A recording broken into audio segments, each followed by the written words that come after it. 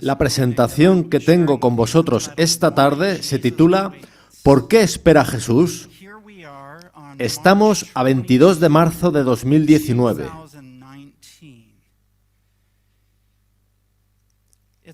Se hace difícil de creer que, como pueblo, estamos aquí desde 1844. Son 175 años. Los pioneros que estaban vivos el 22 de octubre de 1844 seguramente no habrían jamás imaginado que nosotros estaríamos aquí, en este planeta, 175 años más tarde. Necesitamos preguntarnos por qué está esperando Jesús y por qué, como adventistas del séptimo día, estamos aún aquí, cuando se nos ha dado la comisión de llevar el Evangelio a toda nación, linaje, lengua y pueblo. Quisiera que fueseis a Mateo 25. Se trata de una parábola muy conocida, en la que Jesús profetiza que verdaderamente habría una demora justo antes de su segunda venida. En Mateo 25, del 1 al 6, leemos esta poderosa parábola en la que Jesús describe la condición de los adventistas del séptimo día justo antes de su regreso. El versículo 1 dice: «Entonces el reino de los cielos será semejante a 10 vírgenes que, tomando sus lámparas, salieron a recibir al esposo». Es obvio que Jesús está hablando aquí de su iglesia, descrita como una virgen, o más bien 10 vírgenes, pues esa iglesia está compuesta por más de una persona. Se trata de una iglesia pura. Llevan sus lámparas, lo que significa que tienen la Biblia, que creen en las Escrituras, y a partir de su estudio de las Escrituras, prevén que el esposo Jesús viene de nuevo. Por tanto, creen en el segundo advenimiento, son adventistas del séptimo día. En los siguientes versículos vemos que unas son prudentes, tienen el Espíritu Santo, y otras insensatas, no lo tienen. Las prudentes están convertidas, las insensatas no. Básicamente lo entendemos, pero fijaos en el versículo 5. Y tardándose el esposo, cabecearon todas y se durmieron. En el original la palabra griega para tardándose es kronizo, la cual tiene el sentido de demora. De modo que en esta parábola Jesús verdaderamente profetiza que habrá una demora antes de su venida y que su iglesia estará dormida.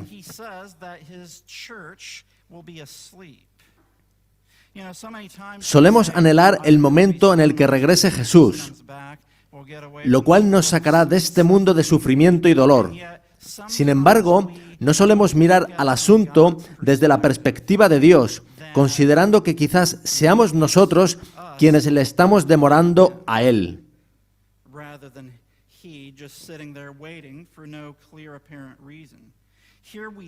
Vemos en las Escrituras, por tanto, que hay una demora. Hay quienes sugieren que Jesús vendrá en una fecha prefijada por Él y que no hay demora alguna, pero no es así.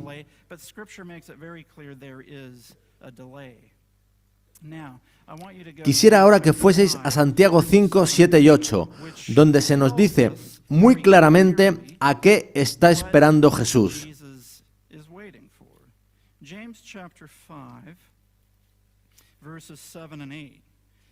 Dice así: «Por tanto, hermanos, tened paciencia hasta la venida del Señor. Mirad cómo el labrador espera el precioso fruto de la tierra, aguardando con paciencia hasta que reciba la lluvia temprana y la tardía. Tened también vosotros paciencia y afirmad vuestros corazones, porque la venida del Señor se acerca». El labrador aquí es Jesús, y está esperando el precioso fruto de la tierra. Espera a que el fruto madure, y para ello es necesario el derramamiento de las lluvias, temprana y tardía.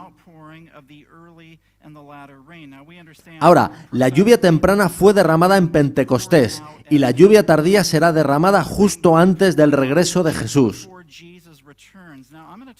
Vayamos ahora a Jeremías 3, a un versículo que no suele comentarse al describir al pueblo de Dios de los últimos días en lo concerniente al derramamiento de la lluvia tardía.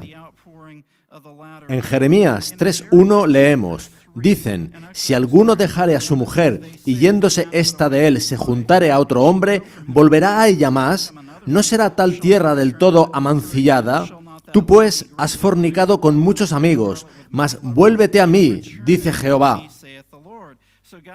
Así que Dios les dice que profesan seguirlo, pero que realmente están en el mundo, como una prostituta. Y Dios les dice que regresen a Él. Y a continuación dice: alza tus ojos a las alturas y ve en qué lugar no te hayas prostituido. Junto a los caminos te sentabas para ellos como árabe en el desierto, y con tus fornicaciones y con tu maldad has contaminado la tierra. Por esta causa las aguas han sido detenidas, y faltó la lluvia tardía, y has tenido frente de ramera, y no quisiste tener vergüenza. En otras palabras, el pueblo de Dios profesa seguirlo, pero hemos estado actuando como una ramera. Es interesante que Jesús describe a la iglesia de la Odisea en Apocalipsis 3, hablando de la vergüenza de su desnudez. Y en Jeremías 3 se dice que la iglesia de Dios rechaza avergonzarse y que por ello ha sido retenida la lluvia tardía. La fruta no puede madurar si la iglesia de Dios está espiritualmente desnuda, prostituyéndose con el mundo. Dios anhela venir a por su pueblo, pero quizás estemos en una situación espiritual que imposibilita el derramamiento de la lluvia tardía.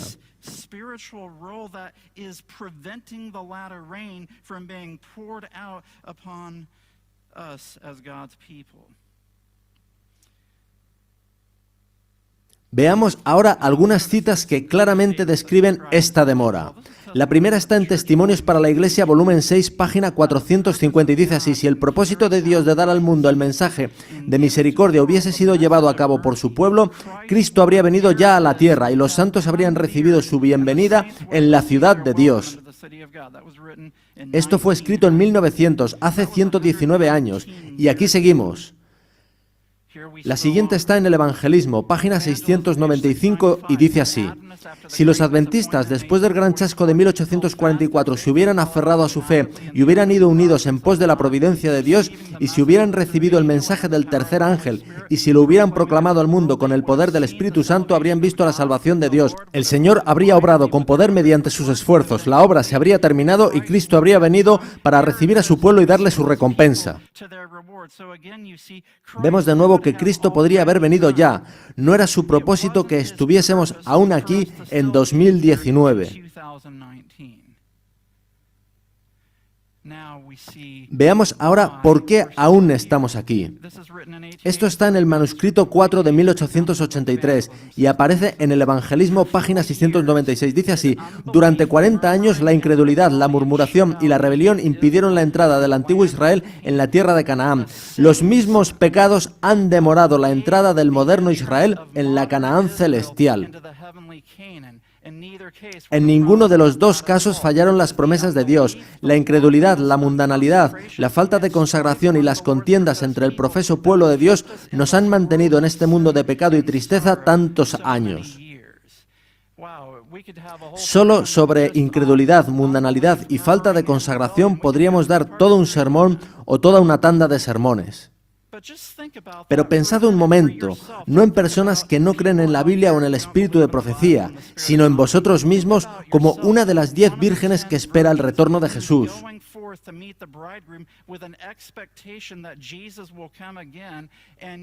Y que, sin embargo, sea vuestra incredulidad en las promesas de Dios, junto con vuestras murmuraciones y rebeliones, lo que está contribuyendo a la demora en la venida de Jesús.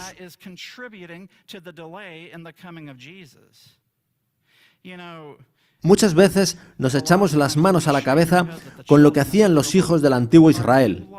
Pero, ¿qué hacéis vosotros cuando las cosas no salen como queréis? ¿Murmuráis y os quejáis como hacían ellos? Esos son los pecados que han demorado la entrada del moderno Israel en la Canaán celestial.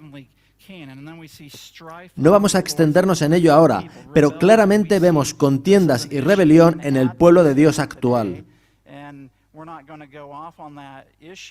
Per se right now, but clearly we can see strife and rebellion in the midst of God's people.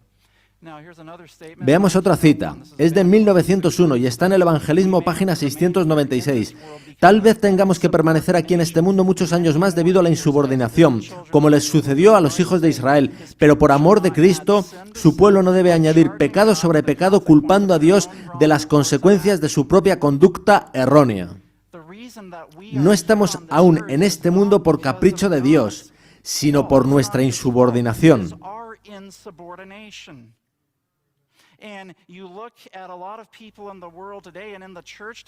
Muchas personas en la iglesia ponen su conciencia personal por encima de lo que dice la Biblia. Sitúan su opinión por encima de la palabra de Dios y actúan según su propia lógica. Es ese tipo de mentalidad el que nos está reteniendo como pueblo en este mundo por tantos años.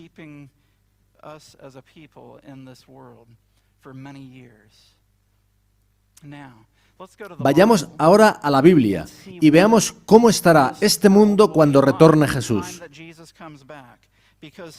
Porque, afortunadamente, la profecía nos dice que algún día Dios tendrá un pueblo que estará preparado para que vuelva Jesús, y entonces Él vendrá para recogerlos. Apocalipsis 14, del 14 al 16, dice así: Miré, y he aquí una nube blanca, y sobre la nube uno sentado semejante al Hijo del Hombre, que tenía en la cabeza una corona de oro y en la mano una hoz aguda. Y del templo salió otro ángel, clamando a gran voz al que estaba sentado sobre la nube: Mete tu hoz y siega, porque la hora de segar ha llegado, pues la mies de la tierra está madura. Y el que estaba sentado sobre la nube metió su hoz en la tierra, y la tierra fue segada. El Hijo del Hombre aquí es Jesús, que es también el labrador que en Santiago 5:7 espera el precioso fruto de la tierra. Apocalipsis 14 nos confirma que llegará un tiempo en que la mies de la tierra estará madura, lo cual significa que se habrá derramado la lluvia tardía. Ahora, algunos podrán preguntarse si la cosecha ya está madura y Jesús está simplemente sentado en el cielo, contemplando con gozo durante 150 años la hermosa cosecha madura de la Iglesia Adventista. ¿Pensáis que es así?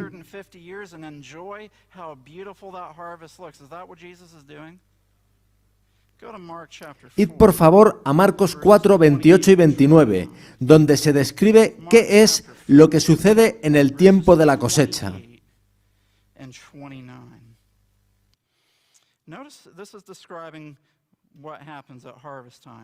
Dice así: porque de suyo lleva fruto la tierra, primero hierba, luego espiga, después grano lleno en la espiga. Y cuando el fruto está maduro, enseguida se mete la hoz, porque la siega ha llegado.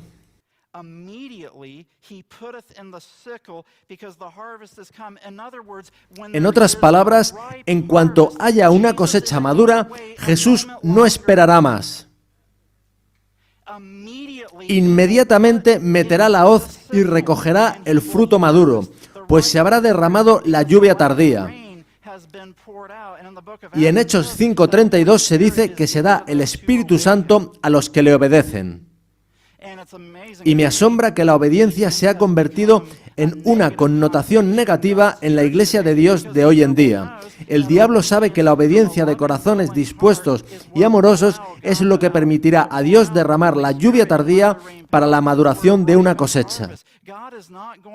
Dios no va a derramar la lluvia tardía sobre fruta desobediente. Dios va a derramar el Espíritu Santo sobre los que le obedecen.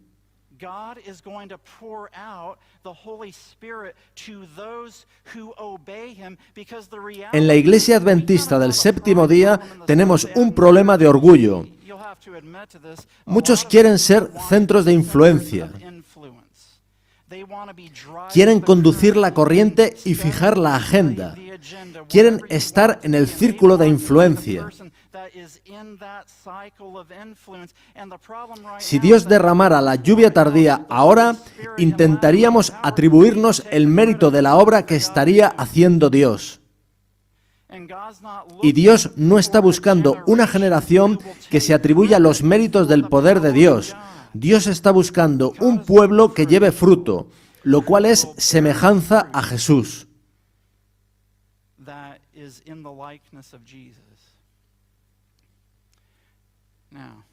Leeré ahora un texto de Palabras de vida del Gran Maestro. Comienza en la página 67 y dice así: el trigo desarrolla primero hierba, luego espiga, después grano lleno en la espiga. El objeto del agricultor al sembrar la semilla y cultivar la planta creciente es la producción de grano. Desea pan para el hambriento y semilla para las cosechas futuras. Así también el agricultor divino espera una cosecha como premio de su labor y sacrificio. Y aquí empiezan a aclararse las cosas. Cristo está tratando de reproducirse a sí mismo en el corazón de los hombres. Voy a parar ahí. Fijaos que no es simplemente reflejar quién es Él, es reproducirse a sí mismo. Hay una diferencia. A veces oigo decir que la reproducción del carácter de Cristo es como la luna reflejando la luz del sol. No enseña eso la Biblia, os lo mostraré. Y no es lo que dice esta cita. Cristo está tratando de reproducirse a sí mismo en el corazón de los hombres, y esto lo hace mediante los que creen en Él. Ahora, dejadme deciros esto: si no creéis que Cristo puede reproducirse a sí mismo en vosotros, no sucederá. Debe haber fe en que Cristo realmente puede reproducir su carácter en ti. La cita termina diciendo lo siguiente: el objeto de la vida cristiana es llevar fruto, la reproducción del carácter de Cristo en el creyente, para que ese mismo carácter pueda reproducirse en otros. Daos cuenta de que la reproducción del carácter de Cristo no es simplemente dejar de hacer cosas malas. Voy a dejar de hacer esto y de comer eso y de ver aquello.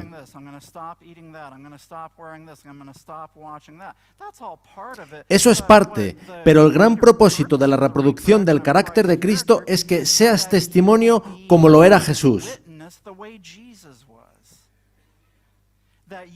Entonces llevarás fruto que hará a otros recordar a Jesús.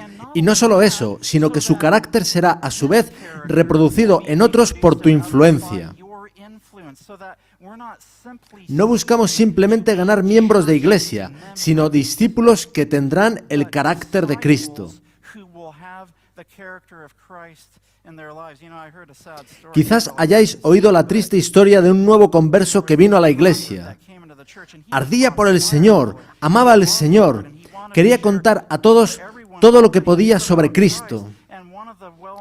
Y un, entre comillas, bien intencionado hermano le dijo: no te preocupes, te enfriarás y en unos meses serás como el resto de nosotros. Eso no es la reproducción del carácter de Cristo. Saltamos un párrafo y la cita sigue diciendo: no puede haber crecimiento o fructificación en la vida que se centraliza en el yo. Si habéis aceptado a Cristo como a vuestro Salvador personal, habéis de olvidar vuestro yo y tratar de ayudar a otros. Hablad del amor de Cristo, de su bondad, cumplid con todo deber que se presente, llevad la carga de las almas sobre vuestro corazón y por todos los medios que estén a vuestro alcance tratad de salvar a los perdidos. A medida que recibáis el Espíritu de Cristo, el Espíritu de amor desinteresado y de trabajo por otros, iréis creciendo y dando frutos. Fijaos en qué es el Espíritu de Cristo. Es el Espíritu de amor desinteresado y de trabajo por otros. Ved que no es solo dejar de hacer cosas malas, sino también desarrollar en el corazón el amor de Cristo que gane almas. Las gracias del Espíritu madurarán en vuestro carácter, se aumentará vuestra fe, vuestras convicciones se profundizarán, vuestro amor se perfeccionará, reflejaréis más y más la semejanza de Cristo en todo lo que es puro, noble y bello. Y entonces Ellen White cita Gálatas 5, 22, 23, que nos da una descripción muy clara de qué significa reproducir perfectamente el carácter de Cristo. Porque solemos saltar a la página 69 de Palabras de Vida del Gran Maestro sin leer el texto bíblico al que ella enlaza, que es Gálatas 5, 22 y 23. El fruto del Espíritu es amor, gozo, paz, paciencia, benignidad, bondad, fe, mansedumbre, templanza. Quisiera comentar ahora algo sobre lo que suele llamarse adventismo conservador, si queréis usar ese término. A veces, ese llamado adventismo conservador puede pensar que, si enseña la teología correcta de la Biblia y el espíritu de profecía, Dios pasará por alto una actitud avasalladora e irritante, como de un elefante en la cacharrería, para tratar de imponer la verdad a toda costa. Con eso la gente se apaga, por mucho que se piense que se ha hecho lo correcto, que se ha compartido la verdad y que luego ellos la rechazaron. Muchos se preguntan por qué no ha vuelto Jesús, y es porque no hay mansedumbre, ni gozo, ni amor, ni paz. A veces no tenemos ese amor y ese gozo. A veces solo sabemos estar tristes y nos preguntamos por qué no ha vuelto Jesús. Imagino que Él mirará para abajo y dirá: ¿son estos los que profesan tener los mensajes de los 3 ángeles? Pero si hoy están de nuevo en plan gruñón. Tienen otro mal día, murmurando y quejándose, como el antiguo Israel. No aman a sus enemigos, ni oran por los que los tratan mal. No tienen gozo, no hay paz, no hay paciencia, no tienen dulzura con los demás, ni fe en las promesas de Dios. Esta es la mentalidad laodicense. Puedo tener una mala actitud, puedo no ser muy amable, pero como conozco la verdad, Dios pasará eso por alto en el juicio.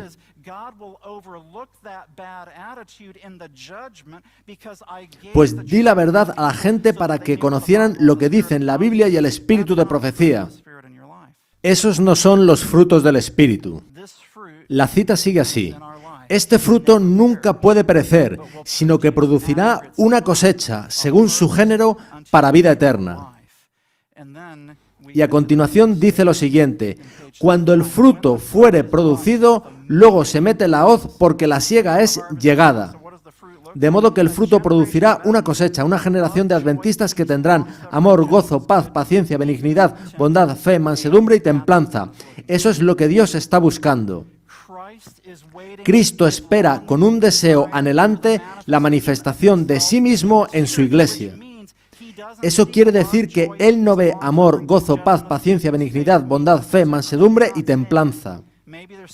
Quizá haya frutos esporádicos, pero Él no ve la foto completa en nuestros corazones, y no puedes decir que vas a tener unos frutos concretos del Espíritu.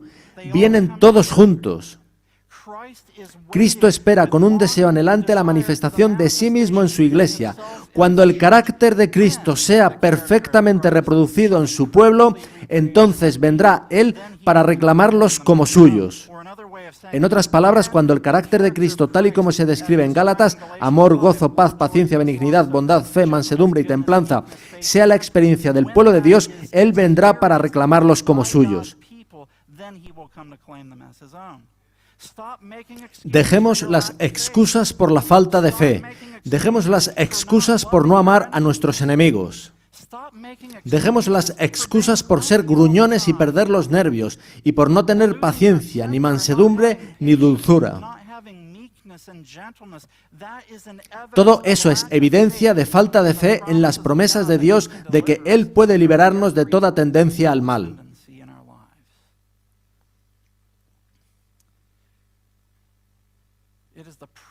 Todo cristiano tiene la oportunidad no solo de esperar, sino de apresurar la venida de nuestro Señor Jesucristo. Si todos los que profesan el nombre de Cristo llevaran fruto para su gloria, cuán prontamente se sembraría en todo el mundo la semilla del Evangelio. Rápidamente maduraría la gran cosecha final y Cristo vendría para recoger el precioso grano. En otras palabras, si el mundo viera en nosotros el verdadero poder del Espíritu Santo, que nos llevara a tener amor, gozo, paz, paciencia, templanza y mansedumbre divinas, ellos se interesarían verdaderamente en lo que tenemos.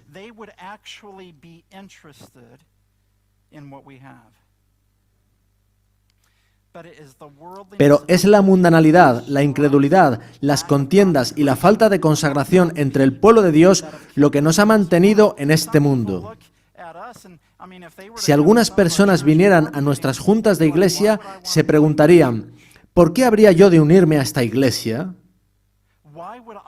¿Por qué querría yo dejar todo lo que tengo, incluyendo mi trabajo por guardar el sábado, para unirme a esta iglesia en la que están todos peleados? Supuestamente me estoy uniendo a la verdad, pero esta gente vive como si esa verdad no estuviese ni siquiera en su corazón. Pero cuando la gente vea la verdad viviendo en nosotros por la gracia de Jesús, esto producirá una cosecha que crecerá rápidamente. Así lo confirman las citas que hemos leído.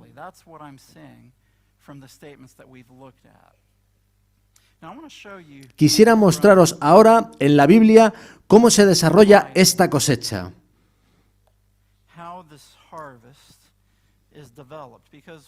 Porque vemos que hay una demora, eso es innegable, Jesús así lo dijo.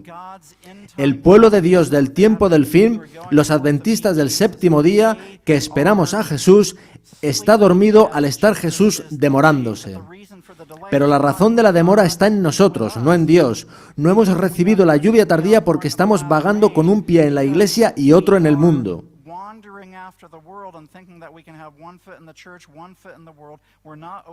No nos hemos entregado al Señor, no nos hemos convertido, por lo que no se ven en nuestras vidas los frutos del Espíritu Santo, y eso es lo que causa la demora. Quisiera que fueseis a Juan 12, 23 y 24.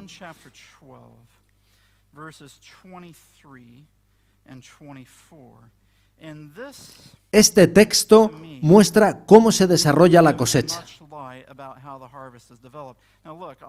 Una cosecha, típicamente la describimos como de trigo, no se desarrolla por casualidad.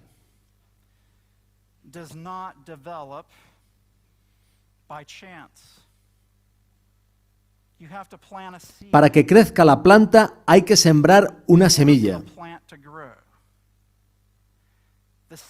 La semilla no puede sembrarse de cualquier manera, sino que, de acuerdo con la Biblia, debe sembrarse de una manera concreta para que se desarrolle una cosecha.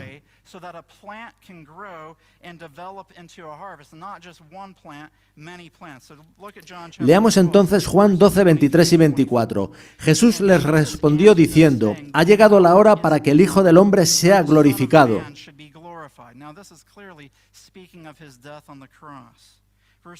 De cierto os digo que si el grano de trigo no cae en la tierra y muere, queda solo, pero si muere, lleva mucho fruto.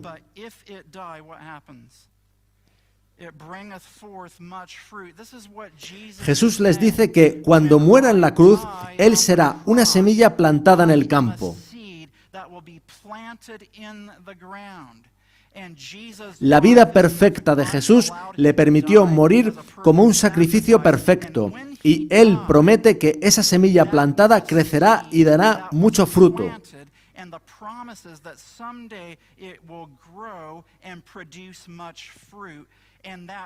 Fruto que será a semejanza de la semilla que fue plantada.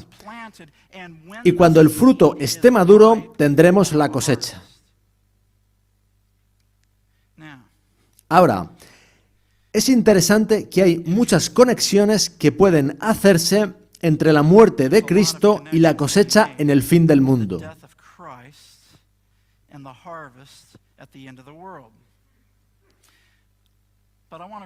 Quiero leeros una cita de El deseado de todas las gentes, página 83. La conocemos, pero ¿cuántos de nosotros seguimos verdaderamente su consejo? Dice así: sería bueno que cada día dedicásemos una hora de reflexión, cada día, no cada semana o cada mes o cada año, a la contemplación de la vida de Cristo. Debiéramos tomarla punto por punto y dejar que la imaginación se posesione de cada escena, especialmente de las finales. Y mientras nos espaciemos así en su gran sacrificio por nosotros, nuestra confianza en Él será más constante, se reavivará nuestro amor y quedaremos más imbuidos de su espíritu. Si queremos ser salvos al fin, debemos aprender la lección de penitencia y humillación al pie de la cruz. Aquí se describe el proceso de salvación. Encontrándonos con Jesús en la cruz, escapamos de nuestro discurso «no estoy tan mal». Dios, gracias porque no soy como esos liberales que no creen en el espíritu de profecía, Quizás sea mezquino, gruñón y grosero, pero al menos creo en el espíritu de profecía.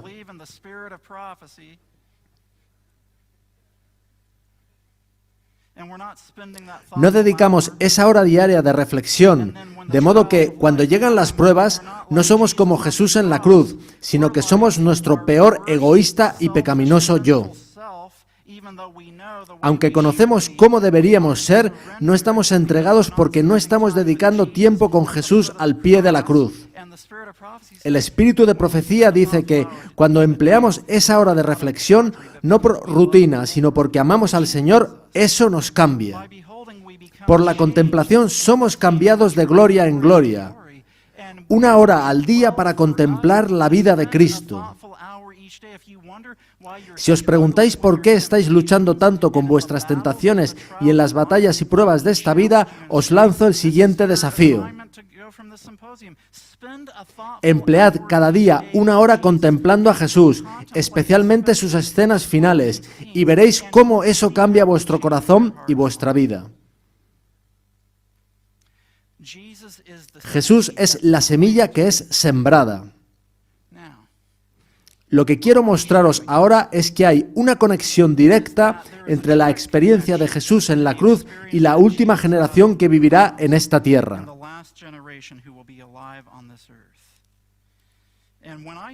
Yo llegué a comprender esto cuando estaba en Trinidad, en los 2 años que estuve allí como misionero. Yo hice allí bastantes predicaciones y recuerdo que un día el Señor me reveló esto durante mi estudio. Aquello me impresionó y me proporcionó una clara comprensión bíblica sobre cómo será esa última generación y sobre cómo será posible. Leamos Apocalipsis 14:12. Aquí está la paciencia de los santos, los que guardan los mandamientos de Dios y la fe de Jesús. Esta es la conclusión del mensaje del tercer ángel. Después, el versículo 13 nos habla de la resurrección especial y del 14 al 20 se nos describe la cosecha. Los 5 primeros versículos de ese capítulo 14 describen a los 144.000. Del 6 al 12 están los mensajes de los 3 ángeles y del 14 al 20 hay una descripción de la cosecha. Los mensajes de los 3 ángeles, versículos del 6 al 12, producen los 144.000, que es la cosecha que viene a recoger Jesús cuando está totalmente madura. Son los 3 mensajes angélicos con el Evangelio eterno los que producen al final del mundo la cosecha de los 144.000. Y una descripción de esta cosecha totalmente madura, a por la que viene Jesús, está en Apocalipsis 14:12. Aquí está la paciencia de los santos, los que guardan los mandamientos de Dios y la fe de Jesús. Lo que voy a mostraros ahora es que cada uno de estos 3 elementos, la paciencia de los santos, los mandamientos de Dios y la fe de Jesús, están perfectamente personificados por Jesús cuando está muriendo en la cruz.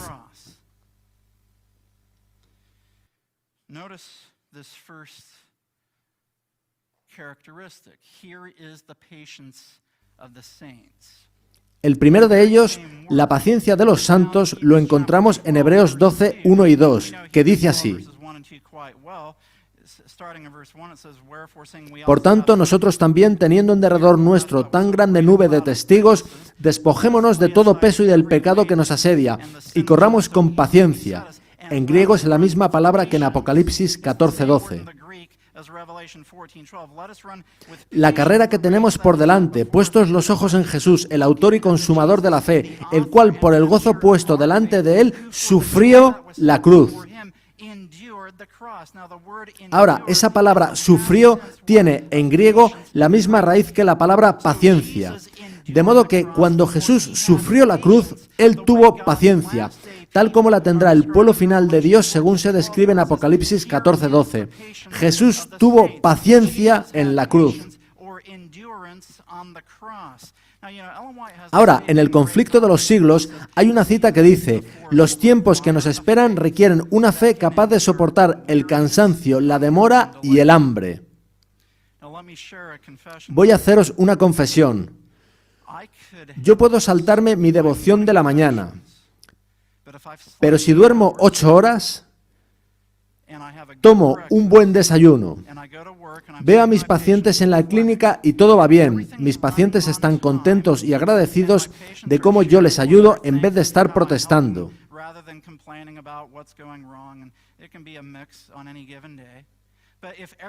Si todo va perfecto, yo podría ser una persona muy agradable aun sin haber estado en conexión con el Señor esa mañana.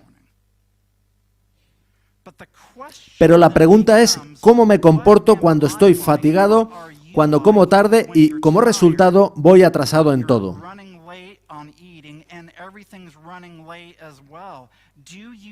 ¿Tendría aún la paciencia o el aguante que tuvo Jesús mientras colgaba de la cruz?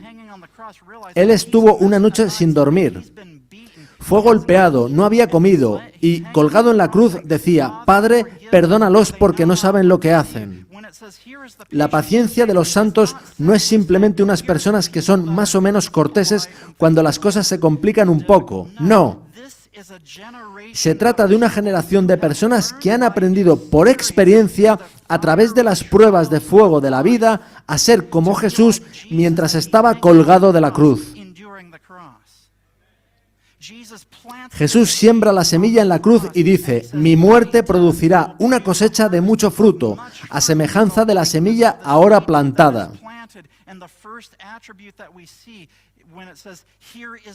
Aquí está la paciencia de los santos, es otra manera de decir, he aquí una generación preparada para pasar por el tiempo de angustia de Jacob, del modo que Jesús sufrió la cruz.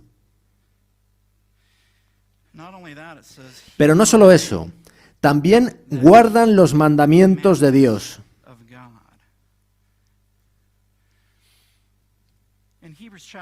En Hebreos 10, del 5 al 7, Pablo toma del libro de Salmos una profecía mesiánica donde se describe a Jesús en la cruz.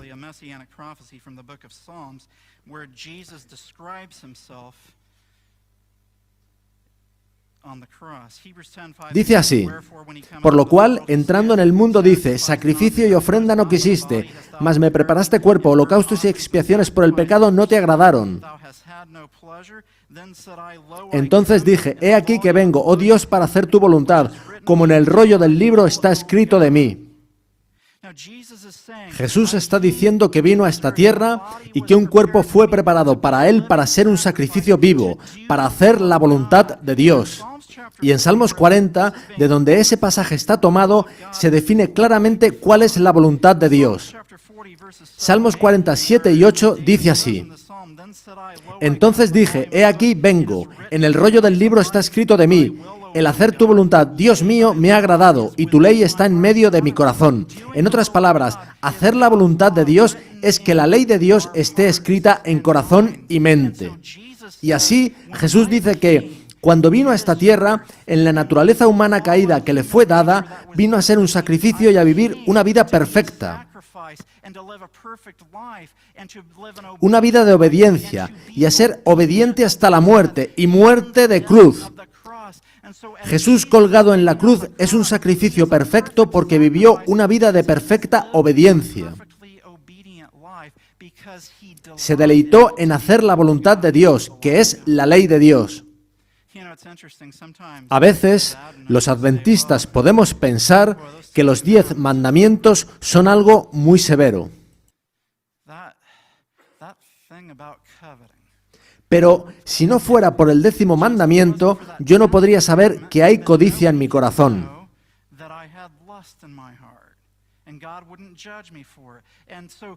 La ley no considera simplemente acciones externas, sino también motivaciones internas. Y Jesús podía decir, el hacer tu voluntad, Dios mío, me agrada, y tu ley está en medio de mi corazón. ¿Cuántos de nosotros podemos decir que estamos agradecidos por poder guardar la ley de Dios? Sin embargo, más adelante en Hebreos 10 dice que el nuevo pacto consiste en escribir la ley de Dios en nuestros corazones. Así que Jesús vivió una vida de nuevo pacto.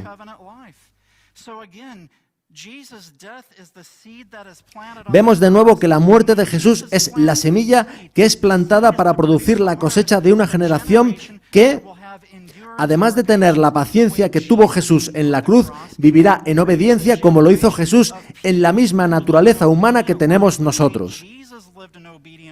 and the same human nature that we have. Here is the patience of the Aquí está la paciencia de los santos. Here are they, Aquí están los que guardan los mandamientos de Dios. commandments of God. And the last one, Y el tercer aspecto es la fe de Jesús.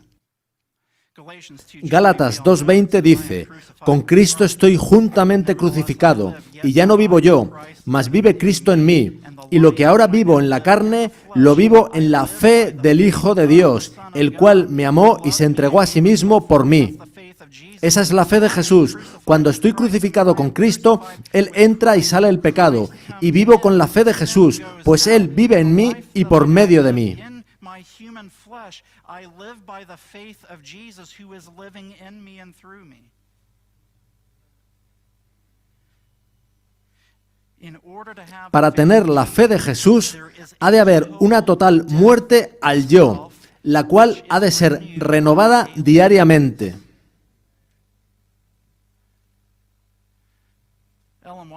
Ellen White dice lo siguiente sobre la fe de Jesús en El deseado de todas las gentes. El Salvador no podía ver a través de los portales de la tumba. La esperanza no le presentaba su salida del sepulcro como vencedor, ni le hablaba de la aceptación de su sacrificio por el Padre. Temía que el pecado fuese tan ofensivo para Dios que su separación resultase eterna. Sintió la angustia que el pecador sentirá cuando la misericordia no interceda más por la raza culpable. El sentido del pecado que atraía la ira del Padre sobre él como sustituto del hombre fue lo que hizo tan amarga la copa que bebía el Hijo de Dios y quebró su corazón. Humanamente hablando, cuando Cristo está colgado de la cruz, Él no puede ver más allá de su muerte. No siente que vaya a resucitar. Sus sentidos le dicen que todo está perdido. Nosotros, igualmente, muchas veces tenemos pruebas en las que no vemos la salida y no vemos cómo puede actuar Dios. Así se sentía Jesús en la cruz.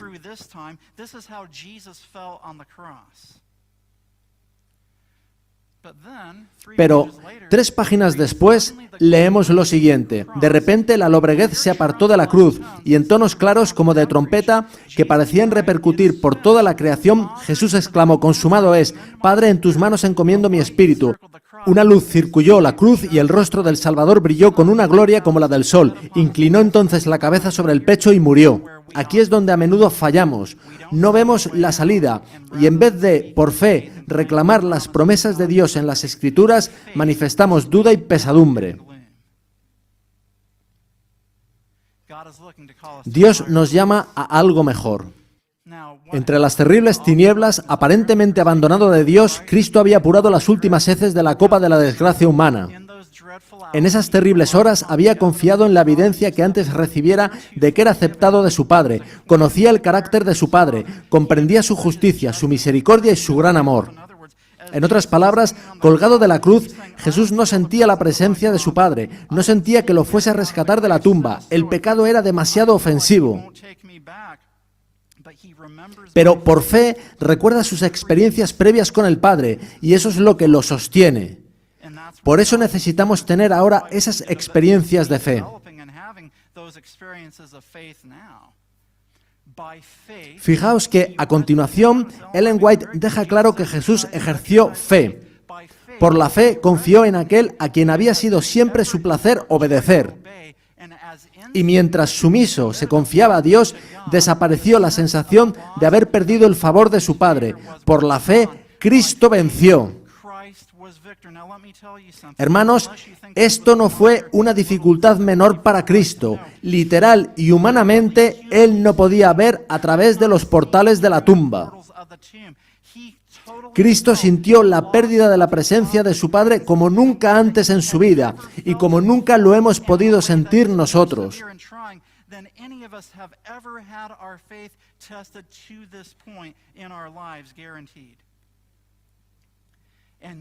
Y, sin embargo, Él demostró que es posible ejercer fe cuando, humanamente hablando, no se ve la salida.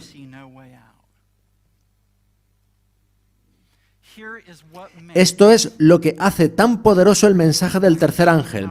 Apocalipsis 14:12, aquí está la paciencia de los santos, los que guardan los mandamientos de Dios y la fe de Jesús.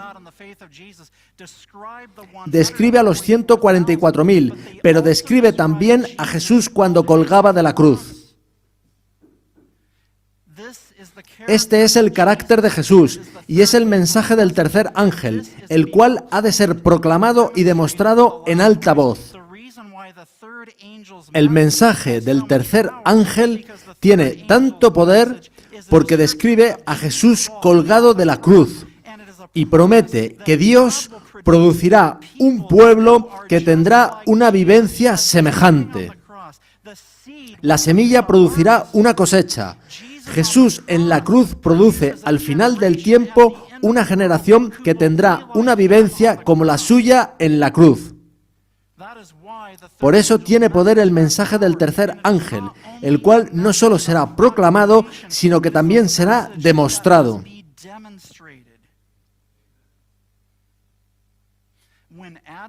Cuando esta sea la experiencia en el adventismo, veremos el fuerte pregón de Apocalipsis 18. Apocalipsis 18:1 describe a un ángel descendiendo del cielo con gran poder y la tierra siendo iluminada con su gloria. Se trata de la gloria del carácter de Dios, al haberse derramado el Espíritu Santo sobre una generación de adventistas que, por fe, han aprendido a someterse al Señor.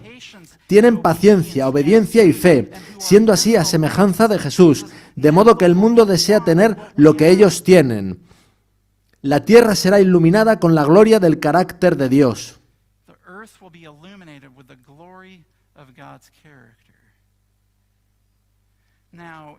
Ahora, este mensaje, además de ser una demostración del carácter de Dios, es también una proclamación.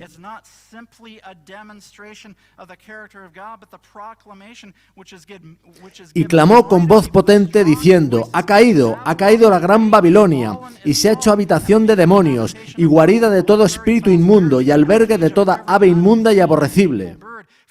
Porque todas las naciones han bebido del vino del furor de su fornicación, y los reyes de la tierra han fornicado con ella, y los mercaderes de la tierra se han enriquecido de la potencia de sus deleites. Y entonces dice lo siguiente: salid de ella, pueblo mío, para que no seáis partícipes de sus pecados, ni recibáis parte de sus plagas, porque sus pecados han llegado hasta el cielo. Hay una última generación de santos justos y hay una última generación de impíos cuyos pecados llegan hasta el cielo. Y Ellen White dice en el Signs of the Times del 12 de junio de 1893 que sus pecados llegan hasta el cielo cuando legislativamente se invalide finalmente la ley de Dios. ¿Os dais cuenta de que Dios no está esperando a que el Papa y el presidente conspiren juntos para lanzar una ley dominical? Ni tampoco a que la ciudadanía norteamericana reclame una ley dominical.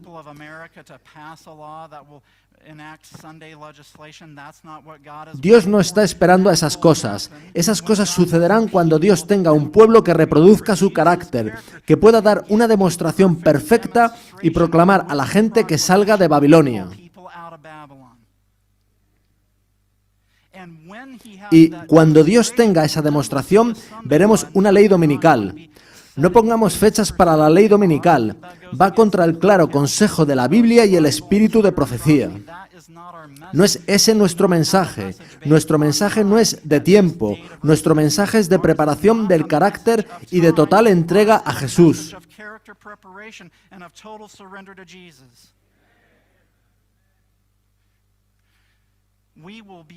Seremos capaces de proclamar la caída final de Babilonia cuando nuestro carácter sea plenamente el de Jesús.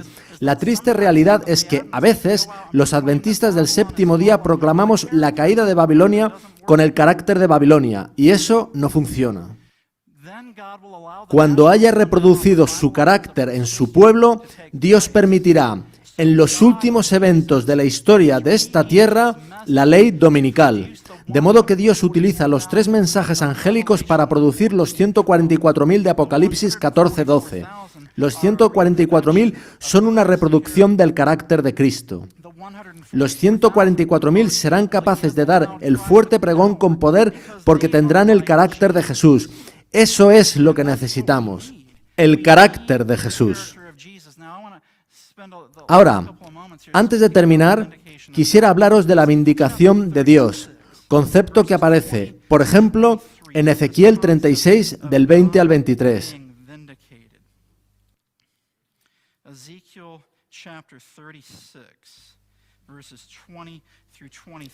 Dice así en Ezequiel 36, del 20 al 23. Y cuando llegaron a las naciones a donde fueron, profanaron mi santo nombre, diciéndose de ellos, estos son pueblo de Jehová, y de la tierra de él han salido. En otras palabras, podemos profanar el nombre del Señor mientras profesamos ser el pueblo de Dios. Jeremías 3 habla de eso y de cómo, por ello se ha retenido la lluvia tardía. Sigue diciendo, pero he tenido dolor al ver mi santo nombre profanado por la casa de Israel entre las naciones a donde fueron. Por tanto di a la casa de Israel, así ha dicho Jehová el Señor, no lo hago por vosotros, oh casa de Israel, sino por causa de mi santo nombre, el cual profanasteis vosotros entre las naciones a donde habéis llegado.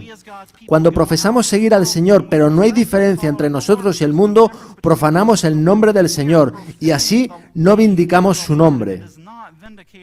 Pero fijaos en el versículo 23. Y santificaré mi grande nombre, profanado entre las naciones, el cual profanasteis vosotros en medio de ellas. Y sabrán las naciones que yo soy Jehová, dice Jehová el Señor, cuando sea santificado en vosotros delante de sus ojos. Cuando el mundo vea que hemos sido santificados a semejanza de Jesús, Dios será vindicado ante el universo.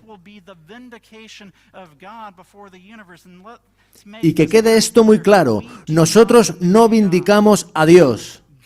Dios se vindica a sí mismo por medio de nosotros. Dios se vindica a sí mismo por medio de los 144.000.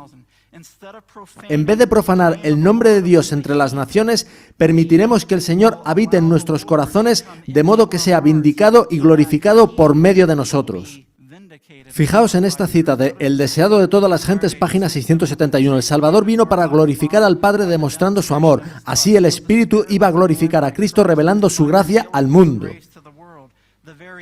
La misma imagen de Dios se ha de reproducir en la humanidad. El honor de Dios, el honor de Cristo están comprometidos en la perfección del carácter de su pueblo. Dios ha comprometido el honor de su nombre en el gran conflicto en producir, al final de los tiempos, una generación que tendrá su carácter. Con su muerte en la cruz, Jesús puso la semilla que producirá una cosecha que será a semejanza de Él mismo.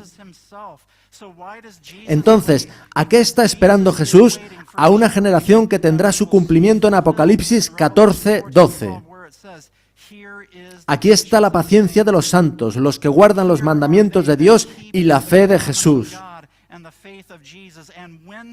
Cuando Jesús haya dicho eso desde el cielo, le habrá dado la vuelta al gran conflicto. Satanás, que era un ser perfecto, dijo, en un ambiente perfecto, que la ley de Dios no podía ser guardada, y Dios, por medio de los débiles de entre los débiles, la peor generación que jamás haya vivido, demuestra la falsedad del aserto.